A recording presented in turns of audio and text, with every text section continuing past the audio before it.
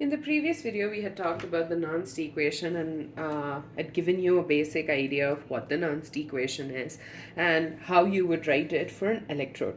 So in this video, we are going to be discussing two examples. We are going to be talking about two different electrochemical reactions, and then we are going to write down the Nernst equation for both of those reactions and basically talk about all of those things. And I hope you know, like, you have a basic idea of what we've been talking about all this time, because I think it helps understand these topics much more easily. So the Nernst equation gives us the relationship between the electrode potential and the concentration. Till now, whenever we talked about it, we talked about the standard electrode potential, which had a concentration of 1 molar. But that's not always the case, and also the temperature need not always be need not always be 298 Kelvin, so there can be a change in temperature, and both of these things might lead to a change in the value of the electrode potential. So that's what was this is like an overview of what we talked about in the previous video. In this video, we are going to start with talking about the Daniell cell. Yes, I know we're back to the Daniell cell again. Okay, so the Daniell cell consists of what?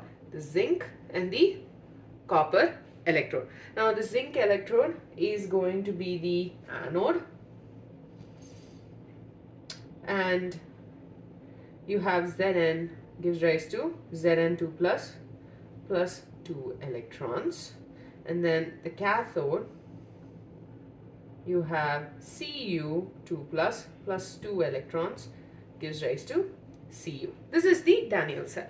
Now, remember when we were talking about the electrode potential, I said that conventionally speaking, we always consider the reduction potential.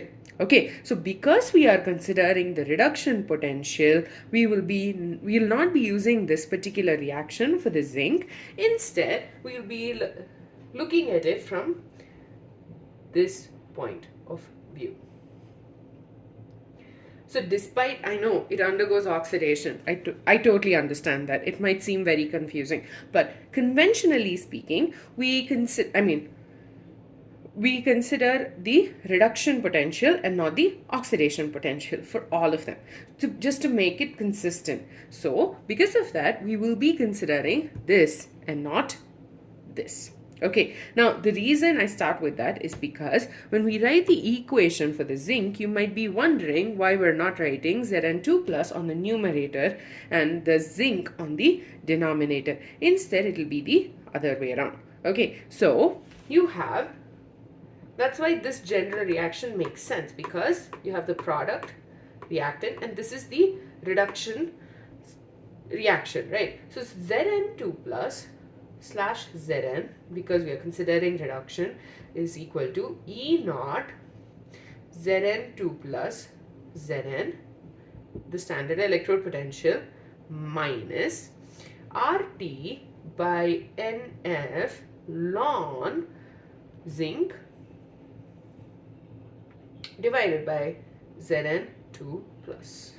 Okay, so basically, since we're using the reduction style reaction, you will have Zn at the numerator and Zn2 plus, concentration of Zn2 plus on the denominator.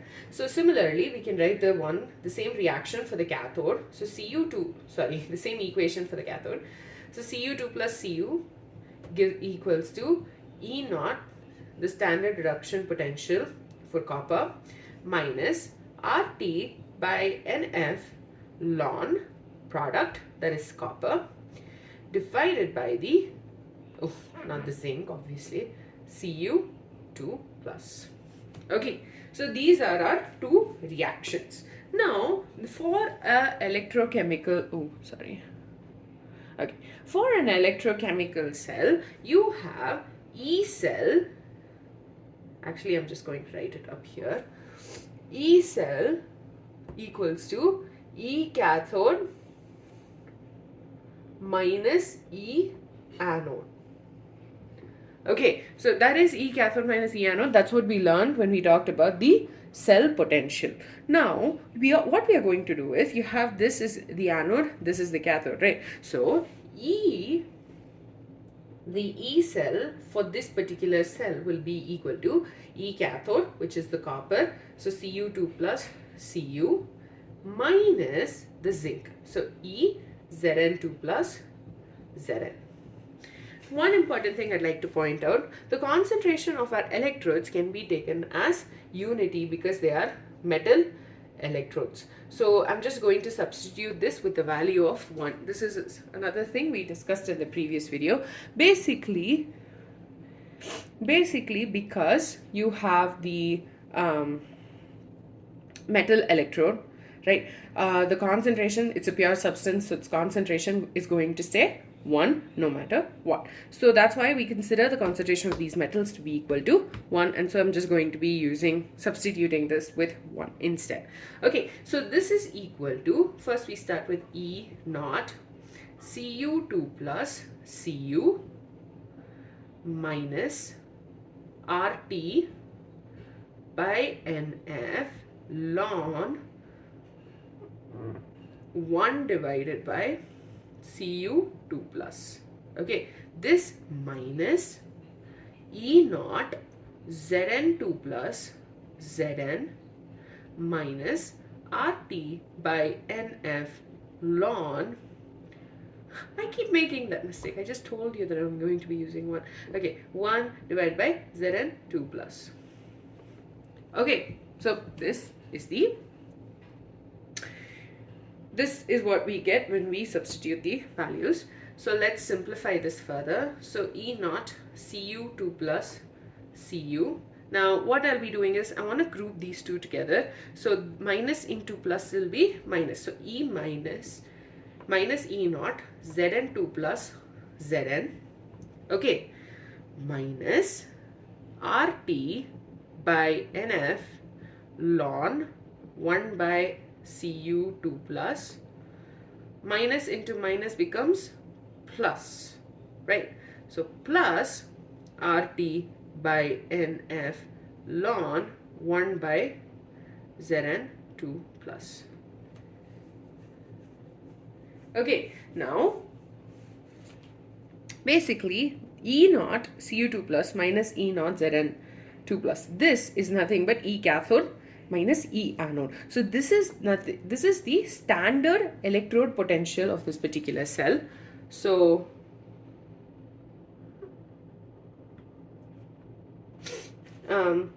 you have E cell equals to E naught cell minus RT by NF. I'm going to take out RT by NF. Also, I'm going to throw in the 2.303 because I want to change it from ln to log. So this becomes minus RT is taken out in common. So you get log 1 by Cu2 plus minus log 1 by Zn2 plus. Okay, so let's simplify this further. So minus log 1 by A is equal to plus log A. So what we'll do is we'll substitute the value, we'll change it. RT by NF 2.303 log 1 by Cu2 plus log Zn2 plus, and log, basically when you have log A plus B, you have log, basically you can just add these up, or I'm sorry, you can basically change it to have this goes here because we are applying the logarithm on both of them. So you have E naught cell minus RT by NF 2.303 log concentration Zn2 plus divided by concentration of Cu2 plus. Okay, so this is what we are ending up with. So E cell, now what we went from is having a Nernst equation for each of these electrodes to having a Nernst equation for the whole cell. Now let's assume we have this at 298 Kelvin. Okay, if we have this at 298 Kelvin, E cell equals to E naught cell minus 0.0591 divided by 2, because the value of N for this particular reaction is 2, log concentration of Zn2 plus divided by concentration of Cu2 plus.